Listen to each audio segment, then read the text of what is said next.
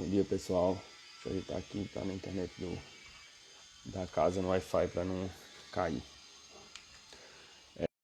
Bom, agora acho que foi. Deu um problema com a conexão. Então vamos lá. Bom dia para vocês que estão aqui no domingo de manhã assistindo a gente para conversar um pouquinho sobre antibiótico. Para você que vai assistir a gravação, não sei que hora você vai assistir, então bom dia, boa tarde, boa noite. A conversa de hoje, né, como a gente escolheu durante a semana, é falar sobre um pouquinho sobre antibiótico, né? O que é que a gente precisa saber para prescrever o antibiótico de forma adequada e com a melhor escolha possível, né? Como da outra vez eu preparei aqui uma colinha, então se eu olhar para o lado é porque eu estou olhando os slides aqui para poder não deixar passar nada, né? Do que eu considerei mais importante. Essa questão do antibiótico é um tema extremamente amplo, né? Assim, tem livros enormes, tem vários e vários conteúdos que a gente pode encontrar por aí, é gigante. Então, assim, a gente não ia conseguir abordar tudo numa live, né? Então, vou abordar os primeiros passos, né? As informações que são mais importantes, as básicas mais importantes para a gente poder escolher o possível, certo? Então, vamos agora para o quadro ali e a gente vai conversar um pouquinho sobre aquela questão de coloração de grã dos pacientes. Tá, vamos lá. Dos pacientes, não, as bactérias, né? Então, a gente precisa definir as bactérias como gram-positivas e gram-negativas. O que é que significa isso? As bactérias gram-positivas são aquelas que ficam coloridas, né? Quando a gente coloca a coloração de gram. E aí, isso aí acontece porque elas têm uma parede celular espessa. Então, essas bactérias aqui, elas são as bactérias gram-positivas, certo? E as bactérias que têm uma parede celular fina, ela não é uma parede espessa, ela não fica colorida quando põe a coloração de gram, então elas são as gram-negativas. O que é que significa? Isso aqui mostra pra gente, e a gente vai entender depois um pouquinho lá na frente, a questão dos mecanismos de ação dos antibióticos. Então, para as bactérias gram-positivas, como elas têm uma parede celular espessa, a gente pode usar, por exemplo, um antibiótico que vai atuar aqui na inibição da síntese da parede, ou vai destruir a própria parede celular. Então, a gente consegue usar esse antibiótico com tranquilidade. Já no paciente, na bactéria que tem uma parede celular fina, a gente não consegue nem chegar, muitas vezes, na parede celular da bactéria. Por quê? Porque tem essa membrana externa aqui, certo? Que é a membrana de fosfolipídio, parecida com a membrana celular, que ela vai ter outros componentes que vão tornar ela muito mais seletiva. Então, ela ser mais criteriosa para selecionar substâncias que vão entrar, né? Torna mais difícil do antibiótico agir, né? Que é os lipopolissacarídeos da superfície da bactéria e as porinas, que são é isso aí que vai fazer deixar entrar a substância. Então, as gram-negativas, elas terminam sendo um pouquinho mais difíceis de lidar com essas bactérias do que as gram-positivas, no geral, né? Apesar de que existem gram-positivas resistentes e tudo, mas no geral, as gram-negativas são as mais pancadas, certo? Então, visto isso, a gente precisa colocar aqui para vocês o que são bactérias gram-positivas e gram-negativas e quais as principais desses grupos, né? O que a gente vai encontrar mais na nossa prática clínica. Por exemplo, as bactérias gram-positivas, né? Cocos gram-positivos, a gente tem o Streptococcus, né? O Strepto, o Estáfilo e os Enterococos. Certo? Essas aqui são as principais gram-positivas que a gente vai encontrar.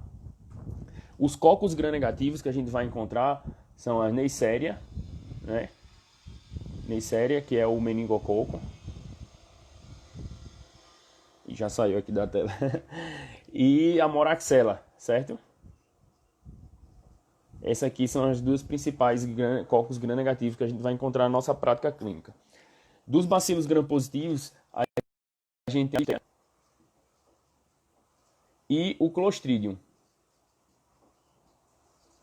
O Clostridium é aquele do Clostridium difficile, né? Do mesmo que vai fazer a colite pseudomembranosa. Esse aqui, ele é anaeróbio. O Clostridium, certo? Essas outras aqui, os gram-positivos, no geral, eles são aeróbios, certo? Esse aqui, o Clostridium, que ele vai ser anaeróbio, ele vai estar lá no trato intestinal, é o responsável por causar a colite pseudomembranosa. E aí, quais são os bacilos gram-negativos? Aqui são as bactérias que a gente tem, né? Por exemplo, a Pseudomonas, ela vai estar aqui. Outra bactéria que vai estar aqui, os hemófilos, as enterobactérias. E as enterobactérias, a gente tem como exemplo a Klebsiella, a gente tem também Shigella, e aqui não vai caber mais no quadro, mas Salmonella, outra aqui, ó, enterobactéria bem importante, E. coli, certo? Então, Klebsiella, E. coli, são enterobactérias, são bactérias gram-negativas, né? Pseudomonas é uma bactéria gram-negativa também. Então, assim, são as bactérias das mais difíceis da gente combater. Outra bactéria que está bem presente em paciente grave, com dificuldade da gente também destruir ela, é a Cinetobacter, que ela vai ficar aqui no meio termo. Ela é um cocobacilo, mas ela fica aqui, a Cinetobacter, né? Ela é um cocobacilo gram-negativo, e aí são das bactérias mais difíceis, como eu falei, né? Por causa dessa situação aqui, né, de ter uma membrana celular externa, que ela é mais seletiva, então ela é mais difícil dos antibióticos agirem, então ela termina sendo bactérias mais difíceis de combater. Então vamos lá.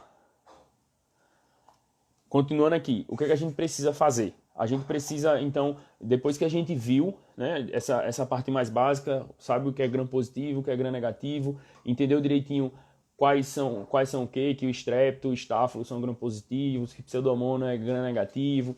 Então, a gente vendo essa parte aí, a gente precisa ver quando o paciente chega, né? Como é que a gente vai fazer para tratar o paciente. Então, o paciente que chegou, a gente tem que ver se ele é um paciente de comunidade, se é um paciente hospitalar, se é um paciente que tem internamentos prévios. Então, isso aí vai mudar a microbiota do paciente e vai mudar as bactérias que a gente está pensando que estão causando a infecção. Outra coisa, a gente precisa ver o sítio de infecção também. Então, é muito importante que a gente tenha essa suspeição. A gente não pode passar de qualquer jeito, sempre passar o mesmo antibiótico para todo mundo, porque alguns antibióticos vão ter ação diferentes em sítios diferentes. E também a microbiota do local da infecção também influencia no agente causador, né? Então, assim, a gente saber qual o local da infecção é importante para a gente definir um agente etiológico. Então, a gente vai ver da onde é que o paciente veio, se o paciente é comunidade, se é um paciente que está internado, longo internamento, menos dias de internamento, isso tudo. E qual é o sítio da infecção, tá certo? Então, assim, falando um pouquinho sobre os locais, né? Por exemplo, quando a gente tem infecção de pele. Infecção de pele a gente sabe que são mais por gram positivo, né? Estrepto, estáfilo. Então a gente pode usar antibióticos mais tranquilos, com um espectro nem tão amplo assim, né? Que vão cobrir bem gram positivos. Não adianta a gente colocar um antibiótico para gram negativo quando a gente está falando de uma infecção de comunidade por gram positivo. A gente pode até matar, porque muitas vezes esses antibióticos para gram negativos eles têm um espectro para gram positivo, mas a gente está dando um tiro de canhão para matar uma formiga. Então, pensando em pele, a gente vai ter muito mais gram positivo. Pensando em via aérea, no geral, essas infecções de comunidade também são por gram positivo, né? Que é o Streptococcus pneumoniae, né? Que é o pneumococo. A gente também tem algumas infecções de via aérea por gram negativos, mas são casos mais específicos, são os segundos, terceiros patógenos que vão acometer as vias aéreas muitas vezes. Então, assim, na primeira escolha, o primeiro patógeno que a gente pensa geralmente está relacionado a gram positivos aeróbios, né? Alguns casos específicos também vão ter pacientes que vão ter colonização de pseudomonas, mas isso aí são coisas mais de detalhes das patologias, certo? Outra questão assim da topografia. A gente fala de cavidade abdominal, né? Cavidade abdominal a gente pensa em enterobactérias e germes anaeróbios, certo? Então a gente vai precisar fazer antibiótico que cubra gram-positivos, que cubra anaeróbios. A gente vai ver mais na frente ali quais são os exemplos de cada um deles, né? E aí para poder combater essa infecção abdominal. Não adianta nada a gente colocar um antibiótico para gram-positivo, pensando numa infecção abdominal, um paciente com trauma de lesão, fez um trauma, fez uma lesão de víscera oca, e aí a gente bota um antibiótico para gram-positivo, dificilmente a gente vai conseguir combater essa infecção do paciente. E outra situação bem específica, né, são pacientes graves. Pacientes graves, eles são pacientes que o paciente está em UTI, o paciente está muito invadido, com catéter, com PAI, com acesso central, catéter de diálise, está todo invadido, entubado. Então, assim, esses pacientes, eles tendem a ter germes muito resistentes, eles podem ter tanto gram-positivo quanto gram-negativo. Mas, no geral, são germes muito resistentes. Então, a gente vai, nesses pacientes, principalmente, a gente vai precisar de drogas de amplo espectro. Então, vou falar um pouquinho agora sobre cada antibiótico. Eu não vou detalhar sobre as classes, eu vou trazer um pouquinho sobre alguns antibióticos específicos que a gente termina usando mais na nossa prática clínica. E eu vou falar sobre, e a gente vai dividir essa parte agora pelo mecanismo de ação dos antibióticos. Então, dependendo do mecanismo de ação, a gente vai falando sobre um pouquinho da classe e um pouquinho sobre cada um deles. A gente tem de forma didática, né? Eles são os antibióticos que inibem a síntese da parede celular, antibióticos que inibem a síntese proteica, antibióticos que causam a lesão na membrana celular, né? Causam injúria na membrana celular, e antibióticos que atrapalham a síntese do DNA, certo? Como inibição da parede celular, a gente tem como exemplo principal os beta-lactâmicos, né? Que são as penicilinas, cefalosporinas, carbapenêmicos e monobactâmicos. Esses aí são os principais representantes dos beta-lactâmicos. E a gente tem também os glicopeptídeos, né, que é vanco e teico. Eles vão atuar inibindo a formação da parede celular. Como inibição da síntese proteica, a gente tem os macrolídeos, tem os aminoglicosídeos e a clindamicina. Esses antibióticos que inibem a síntese da parede celular, eles tendem a ser bacteriostáticos, certo? Eles geralmente não são bactericidas, porque eles inibem a formação, a formação de proteínas, que são importantes para a bactéria, e aí termina que ele deixa a bactéria lá paradinha, quietinha, sem conseguir se dividir. Alguns deles, eles vão ter efeito bactericidas, por alterar a formação, a bactéria vai formar uma proteína inadequada, e essa ação inadequada vai levar à morte da bactéria, mas não é o comum desse mecanismo. Deixa eu dar uma encostadinha aqui na janela, que acho que vai começar a chover. Bom, e aí vamos voltar aqui então. Os inibidores da síntese do DNA, né, que a gente tem como principal exemplo as quinolonas. A gente tem também a sulfa, né, que vai atuar no metabolismo do ácido fólico. Isso aí tudo vai fazer com que a célula não consiga se dividir de forma adequada. E os que causam injúria na membrana plasmática, a gente tem como exemplo as polimixinas, né? Polimixina B e polimixina E, que eles vão atuar como um detergente e fazer a lesão na membrana plasmática. Então vamos lá. Vamos falar um pouquinho sobre os inibidores da síntese da parede celular, né? Os beta-lactâmicos. Como eu disse, são as penicilinas, cefalosporinas, carbapenêmicos e os monobactâmicos. Eu vou falar um pouquinho mais sobre alguns detalhes sobre as penicilinas, as cefalosporinas e o carbapenêmico, né? Os monobactâmicos são bem pouco usados, só tem basicamente o Astreonan. Eu particularmente nunca vi no serviço que eu trabalhei ser usado o Astreonan, mas assim, eu vou falar um pouquinho mais dos outros do que dele. Então, como eu falei, as penicilinas, né, são antibióticos que são ativos contra gram-positivos, fundamentalmente contra gram-positivos, né? Elas foram descobertas e as penicilinas que não são sintéticas, elas têm ação apenas contra gram-positivos, né? E aí foi se estudando e melhorando, tendo um melhoramento químico ali, né? Sendo produzido, criado novas penicilinas, e aí essas que foram criadas, elas começaram a ter ação contra gram-negativos, né? E aí essas que têm uma pequena ação, uma açãozinha um pouquinho melhor contra gram-negativos, quando foram criadas, elas tinham uma ação melhor do que hoje, né? É a amoxicilina e a ampicilina, que são as minopenicilinas, né? Então, a gente pode usar amoxi ou ampicilina para uma infecção pensando em gram-negativo, como, por exemplo, infecções urinárias. A gente pode usar amoxicilina ou ampicilina, mas a gente tem que usar associado ao clavulanato ou o sulbactam, né, que são inibidores de beta-lactamases. Porque essas bactérias gram-negativas, elas têm beta-lactamases, né, que são mecanismos de resistência contra os beta-lactâmicos. Então, para a gente conseguir usar esses antibióticos agora, a gente precisa de inibidores de beta-lactamase associado. Então, elas são das que a gente consegue usar, das penicilinas que a gente consegue usar de forma VO, que tem um espectro um pouquinho contra gram-negativos, é a ampicilina e a amoxicilina. Existe uma outra penicilina, que é isso aí, ela foi especificamente produzida para gram-negativos e pseudomonas, que são penicilinas de quarta geração, que é o Tazocin. Então, assim, é uma droga que a gente vê usado muito nas emergências, a gente vê usando muito nos hospitais, né, o Tazocin, mas ela é uma droga que foi criada para ser usada contra gram-negativos e pseudomonas. Então, é um medicamento que a gente deve reservar para usar nas infecções mais complicadas, né? Os pacientes que a gente vai pensar que ele tem uma infecção por um gram-negativo, pseudomonas é um grande representante, né? Então, infecções mais graves, a gente começa a pensar no Tazocin, né?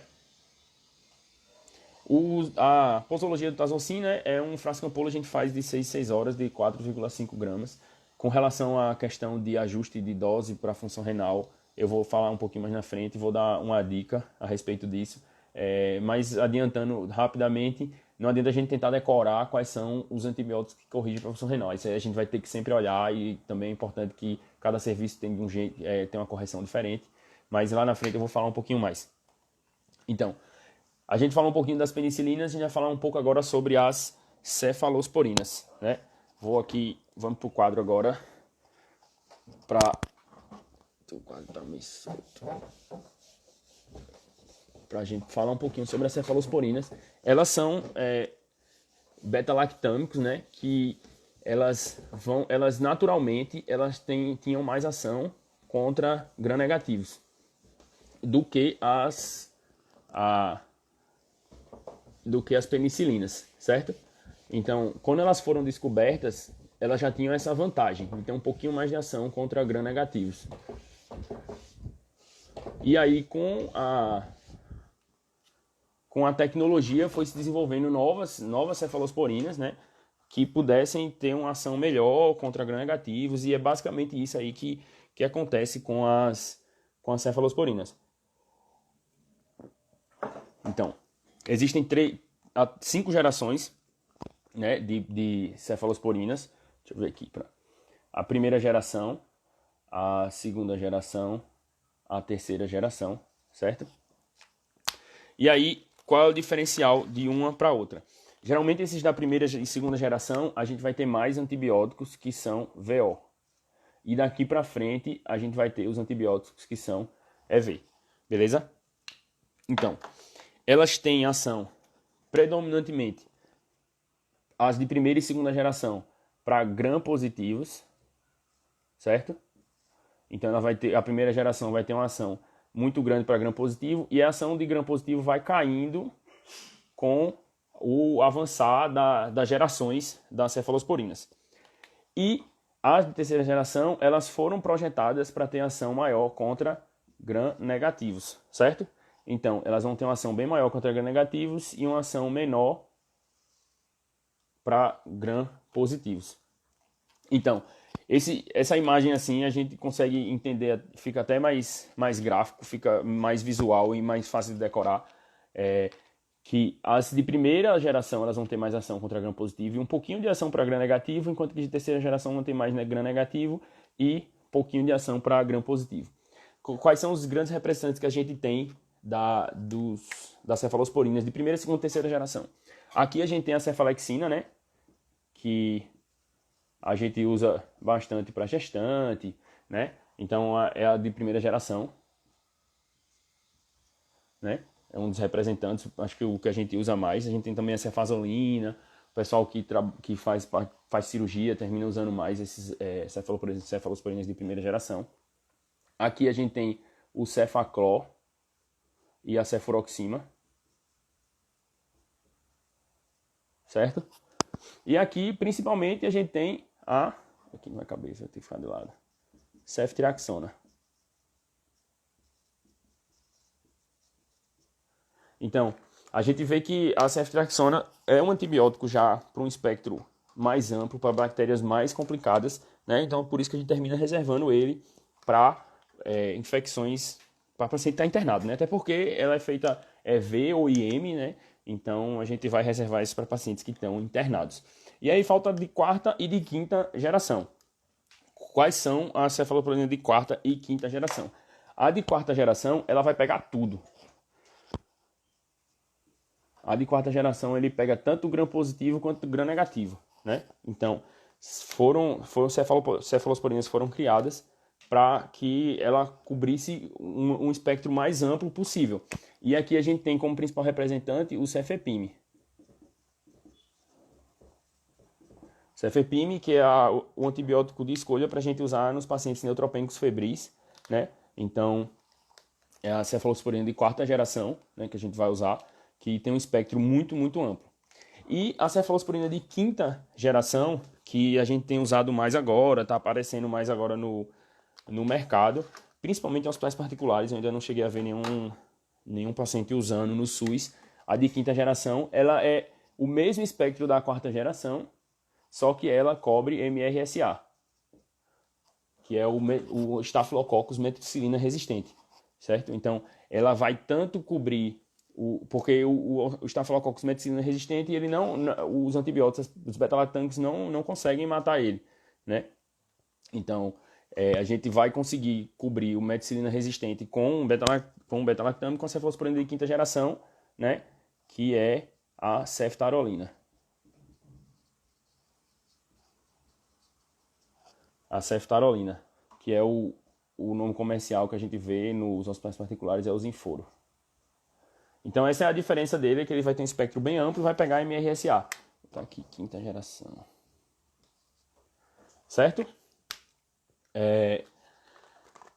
Assim, das cefalosporinas é isso, né? Assim, a gente vê que a gente tem um espectro bem amplo de uso das bactérias, então, para gram positivo, gram negativo, dentro da classe, né? E que se a gente está pensando numa infecção mais complicada, né? Essa infecção mais hardcore lá das bactérias gram negativas, né? A gente vai ter uma possibilidade boa de uso de antibiótico. E se a gente está pensando numa infecção mais leve, mais tranquila, a gente pode usar tranquilamente cefalexina, né? A cefalosporina de primeira geração, a cefalosporina de segunda geração, que a gente vai ter um espectro bom também e vai ter uma ação boa nesses pacientes. Então, relembrando lá o que é que a gente vai ter de gram positivo, cocos gram positivos como estáfilo, estrepto, então infecção de pele, a gente pode usar cefalosporina.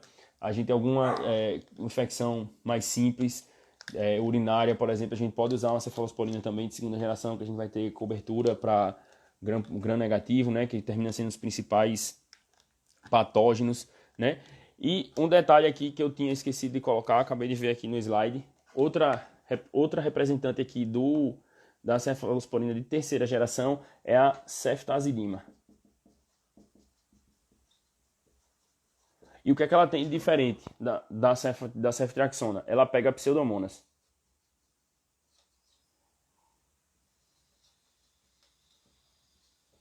Então, se a gente está pensando numa infecção por pseudomonas, a gente tem que usar a ceftazidima. A ceftriaxona não cobre bem pseudomonas. Então, a cefalosporina de terceira geração, que tem ação contra pseudomonas, é a ceftazidima. Tá certo? Então, da cefalosporina, acho que é isso aí. Vamos lá, só relembrando, o espectro vai aumentando para gram negativo e diminuindo para gram positivo com o aumentar das gerações.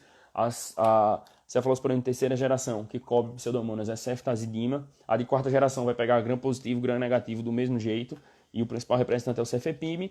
E a de quinta geração, que são drogas mais novas, a gente vai ter a ceftarolina, né, que é o Zinforo, que ele vai cobrir gram positivo, gram negativo e MRSA, né, que é o Staphylococcus meticilina resistente. Então, vamos falar um pouquinho agora sobre os carbapenêmicos. Deixa eu voltar para cá. Bom, vamos falar um pouquinho agora sobre os carbapenêmicos, né? Que a gente tem como principal representante deles, o que foi a principal droga, é o imipenem, né? Mas o que a gente usa mais no dia a dia é o meropenem. O imipenem, ele é o antibiótico de beta-lactâmico com espectro mais amplo. Ele vai pegar gram positivo, gram negativo, anaeróbio, e aeróbio, ele vai pegar tudo. Ele cobre tudo, cobre tudo. Só que a gente usa mais o meropenem por quê? Porque o meropenem a gente termina usando em pacientes mais graves e ele é muito mais potente do que o imipenem contra pseudomonas e gram-negativos. Então, quando a gente está naquele paciente de UTI, um paciente que tem um efeito tá muito invadido, como eu já falei lá no começo, né? Então, é o paciente que a gente pensa que tem bactérias resistentes, geralmente gram-negativas também, né? Que são as mais pancadas. Então, a gente vai precisar de um antibiótico que tenha mais efeito contra gram-negativo e pseudomonas, né? Então a gente termina usando o meropenem. A dose do meropenem é 1 grama de 8 em 8, mas a gente pode chegar até 6 gramas dia, né? Que é o famoso meropenem em dose dobrada. A gente faz 2 gramas do meropenem de 8 em 8, né? Outro representante dos carbapenêmicos é o ertapenem, mas o ertapenem ele não tem ação contra pseudomonas. Então ele vai ter o espectro parecido, né, como dos carbapenêmicos. Ele vai pegar gram positivo, gram negativo, aeróbio, anaeróbio, vai pegar tudo, mas ele não tem uma ação contra pseudomonas. Então, algumas vezes, a gente que trabalha no SUS, a gente fica sem antibiótico, sem carbapenêmico, e às vezes a gente só tem o ertapenem, por exemplo. Então, se estiver pensando em pseudomonas, não adianta colocar, porque não vai cobrir. E aí vamos falar um pouco agora que a gente falou dos inibidores da parede, vamos falar um pouquinho dos inibidores da síntese de proteínas, né? Como eu disse, eles atuam alterando a formação das proteínas da bactéria. Então eles podem atuar tanto no RNA mensageiro, como no RNA transportador, na parte de leitura, né, do RNA, como pode atuar também no ribossomo, e ele pode também atuar modificando a leitura, né? Fazendo com que, mesmo que haja leitura lá pelo ribossomo, ele coloque um aminoácido errado, e esse aminoácido errado vai fazer a célula, uma proteína inadequada que vai levar à morte da bactéria, né? Nesses casos aí, eles terminam sendo bactericidas. Mas lembrar que os inibidores de proteína, eles são bacteriostáticos. Então, os pacientes precisam ter uma imunidade adequada para que o antibiótico faça efeito, porque ele vai parar a bactéria lá, a bactéria não vai se reproduzir e o organismo do paciente é que precisa matar a bactéria. Então a gente tem como principais exemplos os aminoglicosídeos, os macrolídeos, as lincosaminas, né, que é a clinda, e a rifamicina, por exemplo, que é a rifampicina. Então, os aminoglicosídeos, eles são bactericidas, né? Eles têm esse mecanismo de alterar a proteína e então eles terminam sendo bactericidas. O resto que eu citei, eles são bacteriostáticos, certo? E os aminoglicosídeos são o quê? Genta e amica, né? São os principais que a gente vai ter, né? Que são genta e amica. Eles são para germes gram-negativos e aeróbios, certo? Eles são muito nefrotóxicos. Então, a recomendação é que seja administrado em dose única. Por quê? Quando a gente faz doses repetidas, a gente termina tendo mais tempo do paciente em dose tóxica, né? Deixa eu ver se eu acho um espacinho aqui no quadro para mostrar isso graficamente. Vou botar ali em cima. Imagina aqui que a gente tem um gráfico aqui de tempo e concentração, né? Concentração aqui e tempo. Concentração e tempo. Então, quando a gente faz uma dose só, bem alta, a gente dos aminoglicosídeos, a gente vai fazer um pico bem rápido, e aí ele vai baixando. Quando a gente faz doses repetidas e menores, né, que a gente não vai fazer a dose total aqui, a gente vai ter uma concentração menor, e depois a gente repete, e assim vai. Aí o que acontece? Aqui é o limiar de nefrotoxicidade, por exemplo. Então a gente vê aqui que o paciente que fez várias doses repetidas, ele passa muito mais tempo, ele passa pouco tempo aqui, ó, nesse espaço, que ele não tem toxicidade. O resto do tempo todinho ele está com toxicidade. Enquanto que o paciente faz uma dose alta, ele faz uma dose, passa um tempo quase igual da dose menor, né, da primeira vez, mas depois o resto do dia ele não tem efeito nefrotóxico. Então, a gente precisa fazer dose única dos aminoglicosídeos para que ele não tenha essa toxicidade toda para o paciente. Então, outro representante dos inibidores de síntese proteica, né, são os macrolídeos. Como principal, a gente tem a azitromicina, que eu vou falar um pouquinho mais sobre ela, né, que é um antibiótico que tem um espectro de ação muito amplo, né, ele pega tanto o gram positivo quanto o gram negativo, e aí por isso que ele cobre germes atípicos, né.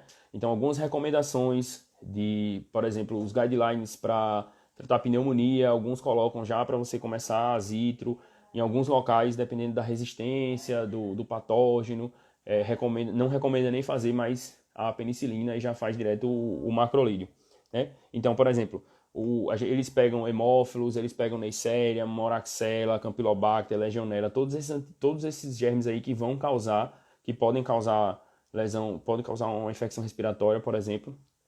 Ele cobre bem os gram-positivos, né? E ele tem uma elevada concentração nos tecidos, ele passa muito tempo lá. Então, assim, é um antibiótico que tem um espectro bom e tem uma biodisponibilidade muito boa. Além de tudo, ele tem uma posologia boa também, porque você vai fazer uma vez ao dia só, né? 500 miligramas uma vez ao dia já é o suficiente para tratar o paciente, né? E aí a gente vai entender agora, por exemplo, quando a gente fala de azitromicina, desse espectro para gram-positivo, para pegar atípico, que quando a gente faz ceftriaxona associada com azitromicina, a gente está fazendo uma associação de antibióticos para aumentar o espectro. Então a gente vai ter a cefalosporina de terceira geração, que vai cobrir vai cobrir gram-negativos, né, muito bem, mas ele não vai cobrir tão bem os gram-positivos. E aí a gente tem a azitromicina, que vai cobrir melhor os gram-positivos e também vai ter ação com os gram-negativos, eles vão ter esse efeito sinérgico.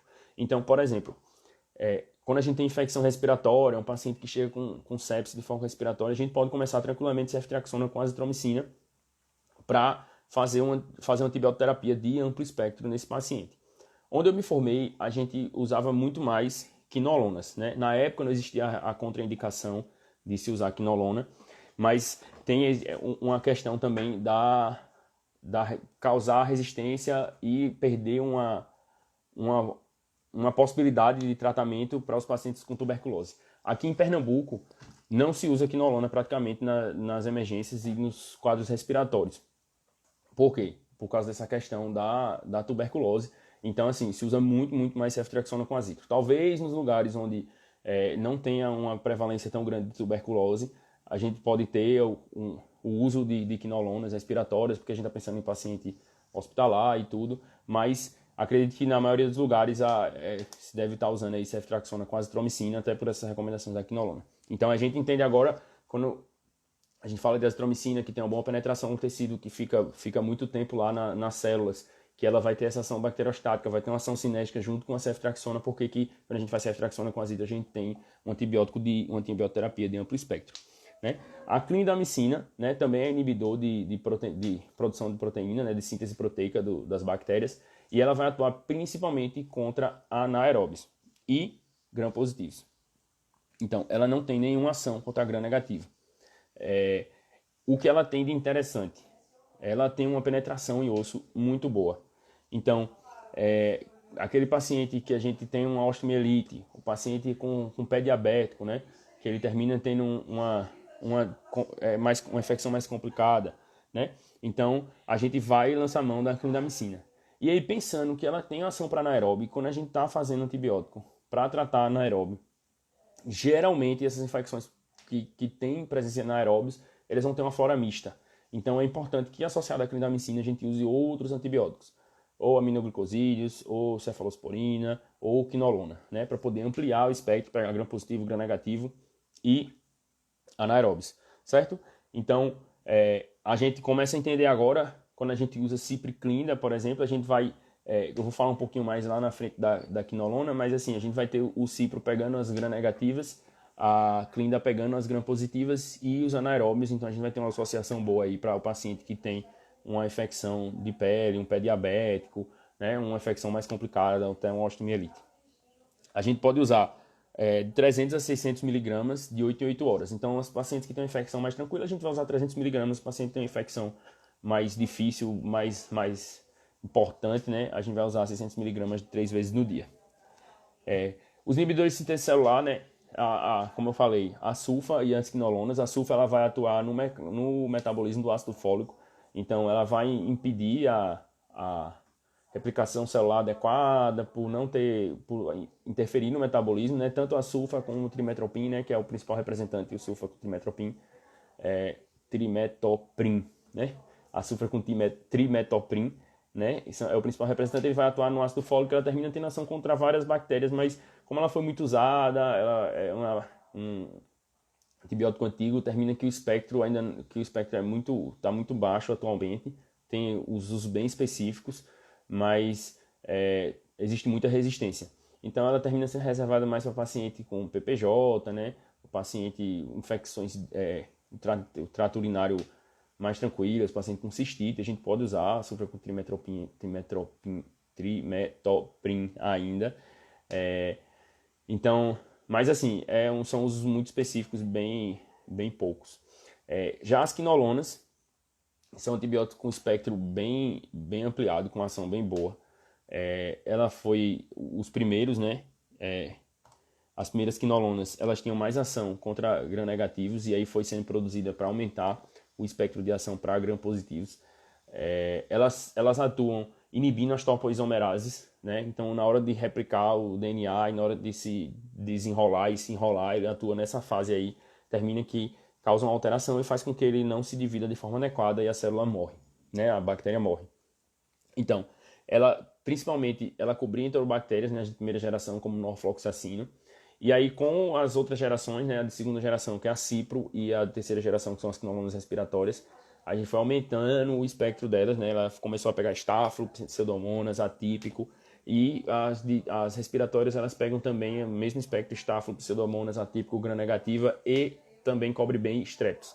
Então, a gente com as quinolonas tem uma ação muito boa, mas existiu toda aquela situação que acho que foi do ano passado, do começo do ano retrasado, do final do ano retrasado, enfim, faz um ano ou um ano e pouco, que as quinolonas são contraindicadas, principalmente para pacientes ambulatoriais, pelo risco de lesão de tendão, aneurisma de aorta, convulsão, principalmente paciente idoso, né, por baixar o limiar convulsivo. Então, a gente termina reservando esses antibióticos mais para o ambiente hospitalar. Então, a gente pode usar a cipro, é um dos mais potentes, as quinolonas mais potentes para gram-negativos. Então, a gente pensar, por isso que a gente pode usar infecção abdominal, a gente pode usar associada à clínica, né? Por exemplo, a gente pode usar em infecção de pele por bactérias mais resistentes, a gente pode usar a cipro também associada à clínica, pensando em anaeróbico também. Então, ela tem um espectro muito bom, ela tem uma ação muito forte para gram-positivo e existe o relato de literatura que cobre pseudomonas. Geralmente a gente não usa, pelo menos eu particularmente não uso quinolonas para pensando em cobrir pseudomonas. Se eu estou pensando em cobrir pseudomonas, eu termino usando um antibiótico um pouco mais potente, porque eu não vi, às vezes que usaram, não teve uma resposta boa, mas isso é uma visão minha, pessoal, né? A principal representante das quinolonas respiratórias, a gente tem a levofloxacino, né? Que tem levofloxacino ou moxifloxacino, que são as quinolonas respiratórias. Então, o levofloxacino, por que foi colocado como quinolona respiratória essa classe? Porque eles terminam cobrindo os principais germes do que infectam o trato respiratório. Então, a gente terminou que apelidou elas assim, né? Mas elas terminam tendo um espectro parecido com a segunda geração, exceto que elas começam a pegar o streptococo, né? E elas têm uma ação também contra micobactérias. Então, como eu comentei antes, né, com relação a ceftriaxona com azito, né, como estava falando da azitromicina, as quinolonas elas podem ser uma alternativa para tratamento de tuberculose. Então, a gente termina que nos locais onde tem muita tuberculose, como aqui em Pernambuco, a gente reserva o uso deles para casos mais específicos, para a gente não nem mascarar um paciente que pode estar com tuberculose, nem a gente perder essa bala aí, queimar essa bala de usar num paciente que tem uma tuberculose que seja resistente. Então, termina que reserva um pouco mais. Mas a gente pode usar ainda, apesar dessas recomendações, termina sendo reservado mais para o ambiente hospitalar. Os antibióticos que causam injúria da membrana plasmática, né, eles vão atuar como detergentes, né, que os principais antibióticos são as polimixinas, a polimixina B ou a polimixina E, né, que a polimixina E também é chamada de colistina. Eles vão atuar como detergentes na membrana plasmática, né, da célula, e aí vai alterar a estrutura da membrana plasmática como se estivesse lavando, né, é fosfolipídica, né, a membrana. Então ela vai atuar, vai pegar os lipídios ali, e aí ela vai alterar a membrana e vai causar a morte celular. As polimixinas são só para gram-negativos, só atuam em gram-negativos, e ela não tem nenhuma ação contra gram-positivo, Então, elas são reservadas principalmente quando a gente está pensando em infecção por Pseudomonas e Acinetobacter. Então, aquele paciente lá de meropenem com dose dobrada e polymyxina B, a gente está pensando em pegar a Pseudomonas, uma Pseudomonas muito resistente, porque a gente está usando, usando duas drogas com um mecanismo de ação para matar de bactericidas, né? E até muitas vezes a gente não consegue matar a bactéria porque são bactérias muito droga resistentes, muitas vezes não sensíveis nem mais ao meropenem, nem a poli-B. Então, terminam sendo bactérias bem resistentes. Mas a polimixina entra mais nesse contexto aí da gente pegar Acinetobacter, Pseudomonas, as bactérias gram-negativas, né? Então, a gente vai reservar o uso delas para isso aí. Outro antibiótico que a gente usa com uma certa frequência, né, que ele termina sendo, ele é um antihelmíntico que a gente usa como antibiótico para tratar bactérias, que é o metronidazol, né? Ele termina tendo ação mais com cocos gram-negativos, né, e os anaeróbios, né? Então, principalmente para o Clostridium difficile, aqueles pacientes com colite pseudomemanosa, a gente pode fazer o metronidazol. Então, principalmente ele vai atuar em infecção do trato gastrointestinal, lesões por víscera oca, lesão de víscera oca, né, que vai ter liberação de heterobactérias dentro da cavidade abdominal, então a gente vai tratar com metronidazol. E abscessos, né, pensando em cobrir anaeróbios, a gente pode usar, então, pensando em anaeróbio, abscesso, a gente pode usar tanto a clínica quanto o metronidazol. E aí, falando um pouquinho sobre a correção, né, para a função renal, como eu falei para vocês, não adianta a gente decorar quais são os que tem que corrigir, como é que corrige. Alguns, na sua prática clínica, você vai até memorizar, né? Você vai decorar como é que você vai fazer, porque você vai fazer tanto que você vai aprender. Mas o importante é a gente saber quais são os que a gente nem precisa se preocupar com isso, né? Porque os que a gente precisa corrigir, em alguns serviços tem tabelas específicas, então a gente em um hospital corrige de um jeito, no outro hospital corrige de outro. Então, isso aí a gente vai ter que sempre checar. Então, sempre que estiver passando lá, vendo o paciente, olhando a prescrição, olhar o antibiótico que ele está fazendo, se não for um dos que a gente não precisa corrigir, a gente vai checar como é que faz a correção. Pergunta para o nefrologista, olha uma tabelinha aí na internet e aí ajusta isso aí, certo? Mas quais são os que não precisam? A oxacilina, né, que é uma penicilina contra estáfilo, né? Então, a oxacilina, ela é uma penicilina anti-estafilocócica, né? Então, ela não precisa de correção, mas a gente termina que não usa tanto. A gente não tem tanta disponibilidade da oxa nos serviços, né? E tem também a questão do MRSA, né? Então, a oxacilina, ela vai pegar o estáfilo não MRSA. A ceftriaxona, então a cefalosporina terceira geração muito usada, ela não precisa de correção. Então isso é bem tranquilo, que a gente termina usando mais. Outra droga que não precisa de correção, a azitromicina. Então aquele paciente faz ceftriaxona com azitro super seguro para o rim dele. Ele não tem problema de correção, né? A doxiciclina, que é uma tetraciclina, que é muito mais usada para infecções do trato geniturinário, DST. Então a gente termina usando, é uma tetraciclina, é uma penicilina, né? Um tipo de penicilina. A linezolida, que a gente vai usar para as bactérias que são resistentes a vanco. Então, gram-positivos resistentes a vanco, a gente vai usar a linezolida. A gente vai poder tentar usar a linezolida. E ela não precisa de correção também. Então, isso é bom porque o paciente que está com uma bactéria resistente à vancomicina, ele tende a ser um paciente mais complicado, né? Geralmente é um paciente que é polo-invadido, então é uma droga que não vai afetar o rim dele, a gente não precisa fazer a correção. E uma quinolona respiratória você não precisa corrigir, que é o moxifloxacin. O resto você vai precisar fazer uma pequena correção, mas o moxifloxacin você não precisa. Então, só relembrando, oxacilina, ceftriaxona, doxiciclina, azitromicina, linezolida e moxifloxacin você não precisa corrigir para a função renal, beleza? E aí, um resumão, né, do que a gente conversou hoje.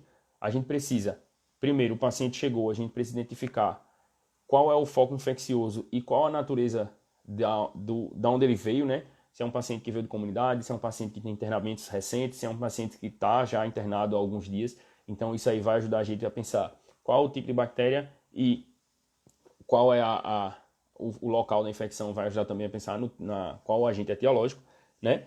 E a gente poupar esses antibióticos de amplo espectro para pacientes mais graves. Então, a gente está pensando, se a gente pode fazer antibióticos que vão ter um espectro, que vão cobrir aquela bactéria que a gente está pensando, a gente pode lançar a mão ao invés de já empurrar meropenem, tazocin, ceftazidima para todos os pacientes, certo?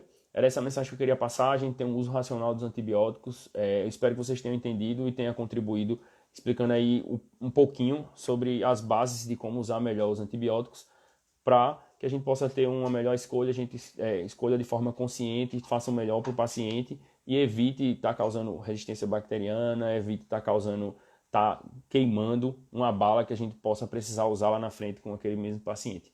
Beleza? Até a próxima. Muito obrigado aí para vocês que continuaram assistindo aí em pleno domingo. E próxima semana tem mais. O tema que a gente foi bem disputado, o tema dessa semana. Então, semana que vem eu vou falar sobre FA, né? A gente já pode ir tirando até dúvidas sobre essa questão, o que é que vocês querem ouvir falar sobre FA. E eu vou deixar uma caixinha de pergunta nos stories se tiver alguma dúvida sobre essa questão do uso de antibiótico, questão de posologia, as indicações, aí pode deixar lá que eu acho que fica melhor da gente poder tratar sobre isso. Beleza? Valeu, até a próxima.